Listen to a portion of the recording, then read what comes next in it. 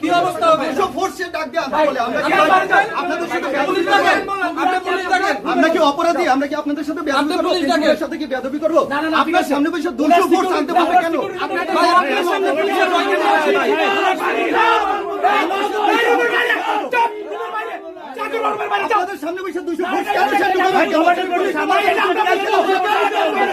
দেওয়ার মূল উদ্দেশ্য হচ্ছে, আচ্ছা আমরা এই ন্যাশনাল ইউনিভার্সিটি অর্থাৎ হাবিবুল্লাহ পাহাড়ে মিডল ক্লাস ফ্যামিলি সন্তানরা লেখাপড়া করে, সেই ক্ষেত্রে আমাদের আর্থিক সমস্যার কারণে আমরা প্রাইভেটে দেখতে পারি না।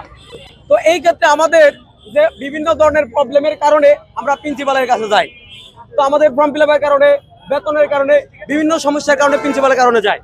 এই প্রিন্সিপাল নিচতলা, 2 তলা, 3 তলা এদিক সেদিক ঘুরাইতে মনে করেন পরীক্ষার টাইম 12টা বাজায় বেলায়। তার জন্য এই লালবাতি দেওয়া হয়েছে ওনার প্রিন্সিপালের রুমের সামনে। এই লালবাতি কেন?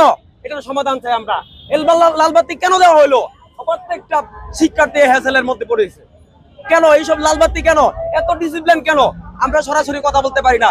কয়েকটা ধাপ অতিক্রম করে তারপরে প্রিন্সিপালের সাথে গিয়ে কথা বলতে হয় আমাদের, আর বিভিন্ন ধরনের ভোগান্তির মধ্যে পড়তে হয়। আপনাদের কাছে আমাদের এটা